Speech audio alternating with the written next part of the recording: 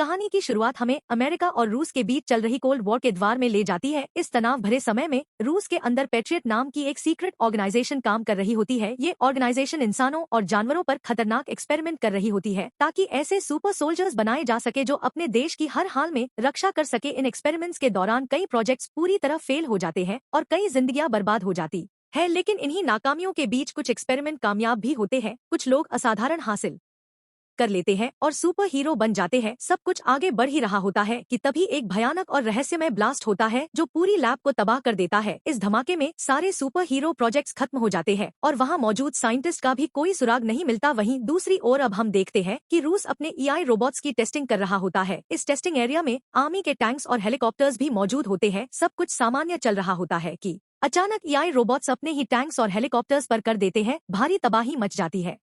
Army उन्हें रोकने की पूरी कोशिश करती है लेकिन नाकाम रहती है। एआई रोबोट्स वहां मौजूद सभी आर्मी व्हीकल्स को नष्ट कर देते हैं और टेस्टिंग करा रहे आर्मी ऑफिसर्स और टेक्नीशियंस को भी मार देते हैं। इस घटना के बाद हम डॉक्टर अवेलगास को देखते हैं जो पहले पेट्रियट ऑर्गेनाइजेशन के एक साइंटिस्ट थे। अब उन्होंने खुद पर एक्सपेरिमेंट करके अपने आप को एक सिंबल में बदल लिया है। उनकी सबसे खतरनाक ताकत यह है कि वह मशीनों को अपने दिमाग से कंट्रोल कर सकते हैं। इन्हीं शक्तियों का करके डॉक्टर अवेलगास इन एआई रोबोट्स को कंट्रोल करता है और ये पूरा हमला करवाता है। इसके बाद डॉक्टर अवेलगास सभी एआई रोबोट्स को अपने साथ लेकर वहां से चला जाता है। इसके बाद हमें मिनिस्ट्री ऑफ डिफेंस में मेजर जनरल निकोली को दिखाया जाता है जिन्होंने इस पूरे हादसे से जुड़ी जानकारी को लेकर एक इमरजेंसी मीटिंग बुलाई होती है।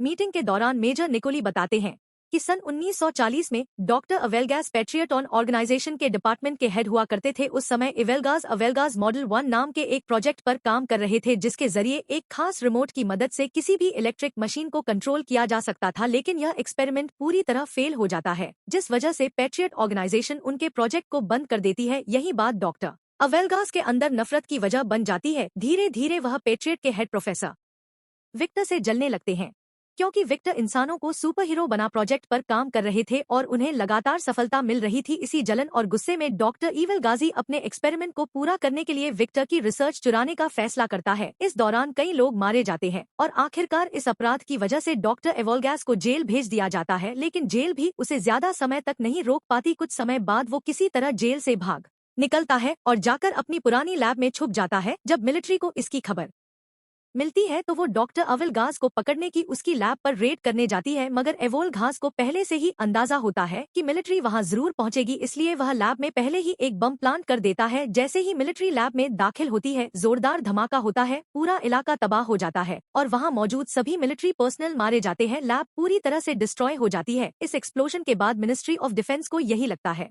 कि शायद डॉक्टर अवेलगास भी इस धमाके में मारा गया है, लेकिन हकीकत इससे रिडिक्यूलस बिल्कुल अलग होती है। डॉक्टर अवेलगास किसी तरह बच जाता है। इतना ही नहीं, इस धमाके से निकले खतरनाक केमिकल्स उसके शरीर को पूरी तरह बदल देते हैं। इसी के बाद डॉक्टर अवेलगास खुद पर आखिरी और सबसे खतरनाक एक्सपेरिमेंट करता है और खुद को एक में बदल लेता है। अब मिनिस्ट्री ऑफ डिफेंस एक बड़ा फैसला लेती है। वे उन सुपर हीरोज को ढूंढने का निर्णय लेते हैं जो पहले डॉक्टर अवेलगास के एक्सपेरिमेंट से बनाए गए थे ताकि उन्हीं की मदद से डॉक्टर अवेलगास को रोका जा सके। वहीं दूसरी ओर हम डॉक्टर अवेलगास को देखते हैं जो अलग अलग जगह से मिलिट्री व्हीकल्स और इक्विपमेंट्स चुरा रहा होता है। इसी बीच मीटिंग खत्म होने के बाद ministry of defence secret organisation Patriot को दोबारा से एक्टिव करने का फैसला लेती है। इस बार पैट्रियट की कमान मेजर एलिना लारीना को सौंपी जाती है। मेजर एलिना अपनी टीम बनाती है और सुपर हीरोज को ढूंढने का मिशन शुरू करती है जिसे नाम दिया जाता है गार्डियंस। थोड़ी रिसर्च के बाद टीम को सुपर हीरोज की लोकेशंस का पता चल जाता है जिसके बाद मिलिट्री उन्हें खोजने के लिए है। सबसे पहले वे लर्न नाम के सुपर हीरो तक पहुंचते हैं जो आर्मेनिया के एक पुराने टेम्पल में रहता होता है। अब वह दुनिया से कट चुका होता है और एक सन्यासी की तरह जिंदगी जी रहा होता है। मेजर अलीना वहां पहुंचकर उससे बात करती है और उसे पैट्रियट प्रोजेक्ट में वापस आने के लिए कहती है, लेकिन लर्न साफ मना कर देता है। गुस्से और दर्द के साथ वह अपनी ताकत दिखाता है और वहां पड़े भारी पत्थरों को हवा में उड़ा देता है जिससे माहौल एक बार फिर तनाव से भर जाता है। मगर जब एलिना लेयर को डॉक्टर अवेलगास और हाल ही में मिलिट्री ट्रेनिंग बेस पर हुए हमले के बारे में बता है तो लेयर का रवैया बदल जाता है। डॉक्टर अवेलगास का नाम सुनते ही उसके चेहरे पर गुस्सा साफ नजर आने लगता है। आखिरकार वह पैट्रियट प्रोजेक्ट में काम करने के लिए मान जाता है क्योंकि अब वह डॉक्टर अवेलगास से बदला लेना चाहता होता है। इसके बाद हम खान नाम की एक और सुपर हीरो को देखते हैं।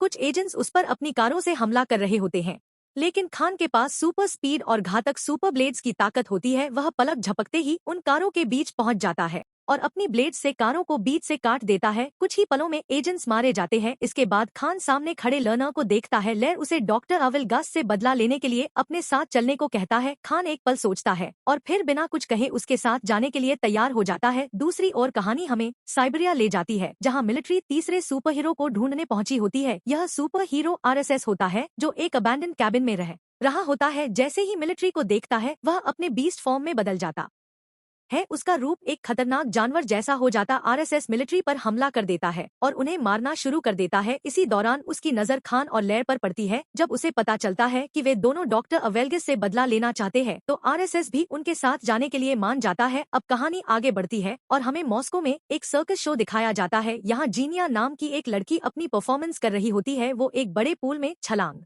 लगाती है और पानी में कूदते ही गायब हो जाती है। दरअसल जिन्नाह के पास पानी में गायब होने की सुपर पावर्स होती है। शो खत्म होने के बाद अपने ड्रेसिंग रूम में होती है, तभी अचानक वहां खान आ जाता है। खान को देखते ही जीनिया चौंक जाती है और उस पर हमला कर देती है। खान अपनी सुपर स्पीड का इस्तेमाल करके उससे दूर जाकर खड़ा हो जाता है और उसे समझाने की कोशिश करता है कि वे दोस्त है, लेकिन जीनिया उसकी बात नहीं सुनती और दोबारा उस पर हमला कर देती है। तभी वहाँ लर आ जाता है। जीनिया उससे भी फाइट करने लगती है, लेकिन लुर उसे हरा देता है। इसके बाद वहां RSS आता है। वो जीनिया को बताता है कि सुपर पावर्स की वजह से हम सभी अब तक जवान हैं। 40 साल बीत चुके हैं, लेकिन आज भी हमारी उम्र वही की वही है। RSS ये भी कहता है कि जिसने हमें ऐसा बनाया है, अगर तुम भी उससे बदला लेना चाहती हो तो तुम हमारे साथ आ सकती हो। इसके बाद सभी लोग हेडक्वार्टर पहुंच जाते हैं। वहां जेनिया उन्हें बताती है कि उसे सिर्फ सन 1978 तक की ही मेमोरी याद है, उसके बाद का सब कुछ उसके दिमाग से मिट चुका है। वो बताती है कि डॉक्टर्स ने उसे शिवस्तुपुल के पास पाया था, लेकिन कोई भी उसकी पहचान नहीं कर सका। उसके हाथ में पहनी एक से ही उसका नाम पता चला था। डॉक्टर्स ने उससे कहा था कि वक्त के साथ उसकी याददाश्त वापस आ सकती है, लेकिन अब तक ऐसा नहीं हुआ है। जेनिया यह भी बताती है कि उसकी उम्र न बढ़ने की वजह से उसे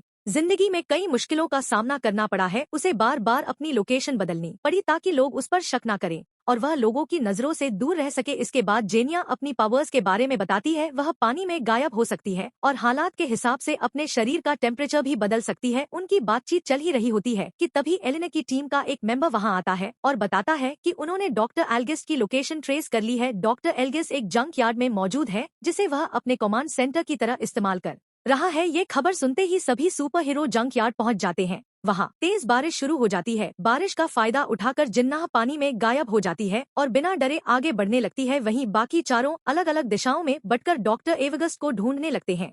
इसी बीच हेडक्वार्टर से उनका सिग्नल टूट जाता है। उधर डॉक्टर एवेगस्ट के गार्ड्स जीनिया को देख लेते हैं, क्योंकि एवेगस्ट ने अपने गार्ड्स को एक्स्ट्रा विजन दे रखा होता है। वेजिनिया के बॉडी टेम्परेचर से उसकी लोकेशन पकड़ लेते हैं और सुपर वेपन से वही उसे फ्रीज कर देते हैं। दूसरी ओर खान और RSS अपनी सुपर पावर्स का इस्तेमाल करते हुए गार्ड्स पर टूट पड़ते हैं और एक एक करके उन्हें मारने लगते हैं। लेकिन जैसे ही खान कुछ पल के लिए रुकता है, एक सिपाही मौके का फायदा उठाकर उस पर इंजेक्शन शूट कर देता है। लगते ही खान बेहोश हो जाता है। वहीं RSS को भी डॉक्टर एल्जिस्ट के गार्ड्स चालाकी से फंसाकर पकड़ लेते हैं।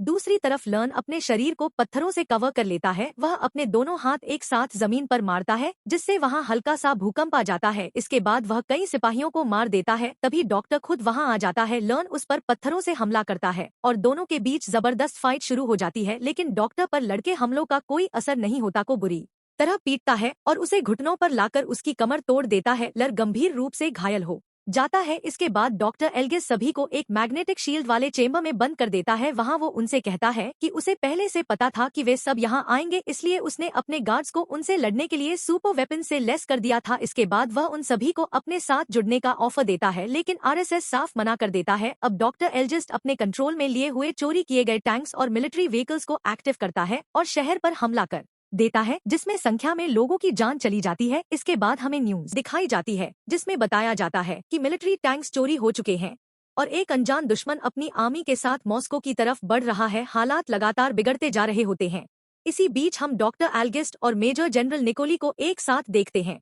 यहीं पर यह बड़ा खुलासा होता है कि मेजर निकोलाई ने ही डॉक्टर एवेगस्ट के साथ एक सीक्रेट डील की थी। डील ये थी कि अगर मेजर निकोली सारे सुपर हीरोज को एवेगस्ट के हवाले कर देगा तो किसी भी चीज को अपने कंट्रोल में नहीं लेगा। लेकिन डॉक्टर मेजर निकोली की बात नहीं मानता। वह अपनी असली मंशा दिखाते हुए मेजर निकोली को बेरहमी से मार देता है। असल में डॉक्टर एल्गिस का मकसद सिर्फ बदला नहीं, बल्कि पूरी दुनिया को अपने कंट्रोल में लेना होता है। इसके लिए वह एक विशाल टावर को उखाड़कर हेलीकॉप्टर्स की मदद से फेडरेशन टावर के पास ले जाता है। उसका प्लान दोनों टावर्स को आपस में जोड़कर रशियन सैटेलाइट को सिग्नल भेजना होता है। जैसे ही ये सिस्टम एक्टिव होगा, सैटेलाइट्स उसके कंट्रोल में आ जाएंगी और फिर दुनिया की कोई भी मशीन उससे बच नहीं पाएगी। इसी दौरान मेजर एलिना कमांड सेंटर से लर्न को हेडक्वार्टर ले आती है। जब लर्न को होश आता है तो वह मेजर एलिना को बताता है कि बेहोशी की हालत में उसने अपनी बेटी को देखा था। उसने अपनी बेटी को बूढ़ा होते और अपनी आंखों के सामने मरते हुए देखा। सुपर पावर्स की वजह से उसकी उम्र नहीं बढ़ी, लेकिन उसकी बेटी वक्त के साथ बूढ़ी होती चली गई। यह याद उसे अंदर से तोड़ चुकी होती है। कुछ ही देर बाद प्रोफेसर विक्टर मेजर एलिना से मिलने आते वह बताते हैं कि वह कई सालों से छुपकर रह रहे थे, लेकिन जब उन्होंने न्यूज में एल्गिस को देखा तो उन्हें वापस आना पड़ा। विक्टर कहता है कि एल्गिस को हारने के लिए उनकी मदद बेहद जरूरी है। वह तुरंत लड़का इलाज शुरू कर देता है और मेजर एलिना को एल्गिस की लैब के बारे में जरूरी जानकारी देता है। इसके बाद मेजर एलिना अपनी टीम के साथ एल्गिस की लैब पर पहुंचती है। वहां वे सभी गार्ड्स को मारकर गार्डियंस को आजाद करा लेते हैं। आरएसएस मेजर एलिना को बताता है कि हर दिन वह एक जानवर में बदलता जा रहा है। उसे डर है कि कहीं वह हमेशा के लिए जानवर ही ना बन जाए। एलिना उसे भरोसा दिलाती है कि ऐसा कभी नहीं होने देगी और शायद प्रोफेसर विक्टर उसे ठीक कर सके। उधर हम प्रोफेसर विक्टर को एल्गिस की लैब में उसके प्रोजेक्ट्स की स्टडी करते हुए देखते हैं। तभी अचानक वहां डॉक्टर एल्गिस आ जाता है। विक्टर उसे देखते ही कहता है कि उसने उसके साथ धोखा किया है और सुपर हीरो प्रोजेक्ट पर अकेले काम करके उसके साथ गलत किया है। एल्गिस गुस्से में कहता है कि अब वह पूरी दुनिया को बताएगा कि असली जीनियस कौन है। यह कर वह वहां जहरीली गैस छोड़ देता है और चला जाता है, जिससे विक्टर बेहोश हो जाता है। इसके बाद डॉक्टर एवगस्ट दोनों टावर्स को जोड़कर स्पेस ट्रांसमीटर को सेट करता है। जैसे ही वह सिस्टम को एक्टिव करता है, मेजर एलिना और उसकी टीम को इसकी जानकारी मिल जाती है। मेजर एलिना तुरंत फाइटर जेट्स को डॉक्टर एवगस्ट पर हमला करने का आदेश देती है, लेकिन डॉक्टर एवगस्ट अपनी रोबोट आर्मी की मदद से सभी फाइटर जेट्स को तबाह कर देता है। दूसरी ओर हम एक ऊंची बिल्डिंग पर खान और को खड़े हुए देखते हैं। खान एलिना को बताता है कि एक फाइट के दौरान अपने भाई को हराने की कोशिश में वह अपनी सुपर पावर्स पर काबू नहीं रख पाया और गलती से अपने ही भाई को मार बैठा। यह बात आज भी उसे अंदर से खाए जा रही होती है। इसके बाद एलिना हेडक्वार्टर में सभी को बताती है कि उसने उन सभी के लिए खास सुपर सूट्स और वेपन्स तैयार किए हैं जो उनकी सुपर पावर्स को और भी ज्यादा बढ़ा देंगे। वह सबसे पहले आरएसएस को एक ऑटोमेटिक कैनन देती है जो उसके नर्वस सिस्टम से कनेक्ट होगी और जहां फोकस करेगा वहीं पर फायर करेगी। जीनिया को एक ऐसा सूट दिया जाता है जिससे वो कभी भी गायब हो सकती है। अब उसे गायब होने के लिए पानी की जरूरत नहीं होगी और वह जिस चीज को छुएगी वह चीज भी उसके साथ गायब हो जाएगी। वहीं लड़के सूट में खास स्टोन्स लगे होते हैं जिनकी मदद से वह अपनी पावर्स का इस्तेमाल करते हुए कहीं भी पत्थरों का चाबुक बना सकता है। इसके बाद हमें खान का सूट दिखाया जाता है जिसमें पहले से कई ज्यादा शार्प और खतरनाक 2 प्लेट्स लगे होते हैं।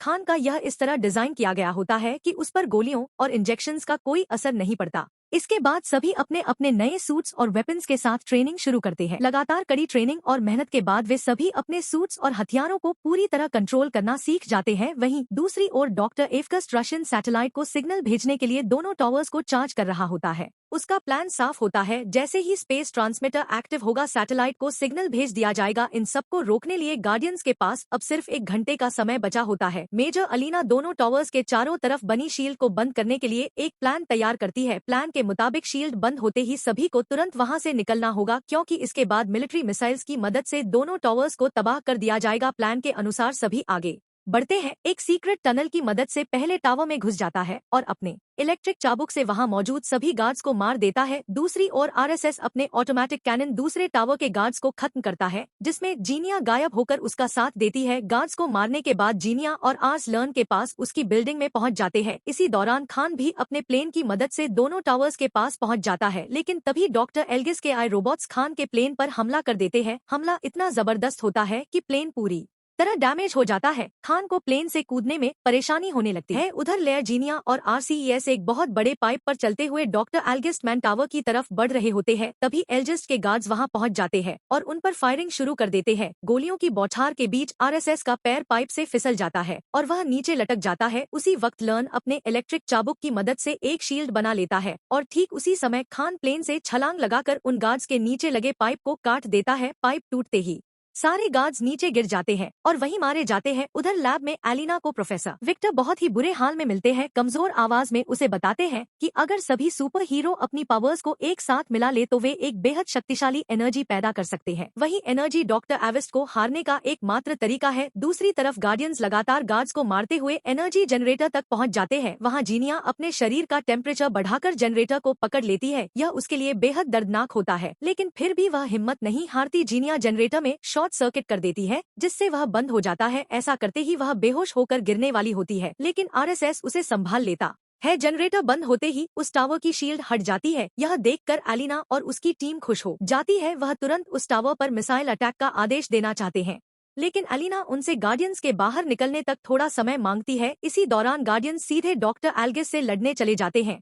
आरएसएस उस पर अपने कैनॉन से फायर करने ही वाला होता है, लेकिन एल्गिस उसकी मशीन को कंट्रोल करके बंद देता है। इसके बाद ले अपने इलेक्ट्रिक चाबुक से हमला करता है, मगर एल्गिस्ट उसका चाबुक पकड़कर उसे दूर फेंक देता है। खान भी उस पर अटैक करता है, लेकिन एल्गिस्ट उसे भी हवा में उछालकर दूर गिरा देता है। तभी जीनिया अपनी पावर से को गायब कर देती है। लेयर अचानक सामने आकर अपने इलेक्ट्रिक चाबुक से एल्गिस्ट को पकड़ लेता है। खान दोबारा हमला करने की कोशिश करता है, लेकिन एल्गिस्ट अपनी एनर्जी से चाबुक को तोड़ देता है और सभी को एक साथ दूर फेंक देता है। आरएसएस पाने बीस्ट मोड में आकर एल्गिस पर हमला करता है, लेकिन अब एल्गिस इतना पावरफुल हो चुका होता है कि वह एक ही मुक्के में को नीचे गिरा देता है। इसी बीच खान की नजर ऊपर उड़ रही एक प्लेन पर पड़ती है। वह अपने दोनों ब्लेड्स को रस्सी से जोड़कर प्लेन पर फेंकता है और उसी के सहारे उड़ते हुए आगे बढ़ने लगता है। तभी मिलिट्री दोनों टावर्स पर मिसाइल लॉन्च कर देती है, लेकिन टावर्स तक पहुंचने से पहले ही एल्गिस्ट उन्हें कंट्रोल करके आसमान में ही नष्ट कर देता है। इसके बाद एल्गिस्ट उस प्लेन को अपने कंट्रोल में ले लेता है और उसे नीचे गिराने ही वाला होता है। तभी खान रस्सी काट देता है और सभी नीचे नदी में गिर जाते हैं। वहाँ मेजर एलिना उन्हें वही बात बताती है कि विक्टर ने कही थी, अगर वे सभी अपनी पावर्स को एक साथ मिला ले तो वे इतनी ज्यादा एनर्जी बना सकते हैं जो डॉक्टर एविस्ट को हरा सकती है। गार्डियंस ऐसा ही करते हैं और अपनी सारी पावर्स लर्क को ट्रांसफर कर देते हैं। लर्क के अंदर इतनी जबरदस्त एनर्जी जमा हो जाती है कि जब वह उसे टावर्स की तरफ छोड़ता है तो वहाँ एक भयानक ब्लास्ट है। दोनों टावर्स पूरी तरह तबाह हो जाते हैं और डॉक्टर एविगस्ट भी मारा जाता है। इसके बाद न्यूज में दिखाया जाता है कि मॉस्को को मिलिट्री ने एक अनजान दुश्मन से बचा लिया है। असल में गार्डियंस की पहचान अभी तक पब्लिक नहीं की गई होती है। सब कुछ खत्म होने के बाद अलीना सभी गार्डियंस को धन्यवाद कहती है। इसी हादसे के बाद जेनिया की याददाश्त भी वापस आ जाती है। तभी वहाँ से जाने लगते हैं, लेकिन तभी मेजर अलीना उन्हें बताती है कि बाकी के गार्डियंस भी मिल गए हैं और इसी के साथ ये फिल्म यहीं पर खत्म हो जाती है। हम उम्मीद है कि आपको ये सुपर हीरो फैंटेसी मूवी पसंद आई होगी। बाकी अगर आप ऐसी और मूवीज देखना चाहते हैं तो कमेंट बॉक्स में उनके नाम जरूर सजेस्ट करें। हम कोशिश करेंगे कि उनमें से बेस्ट मूवीज को चुनकर जल्दी वीडियो बनाएं। फिलहाल आज के वीडियो में बस इतना ही, लेकिन हम फिर जरूर मिलेंगे एक नई और इंटरेस्टिंग कहानी के साथ। तब तक के लिए धन्यवाद।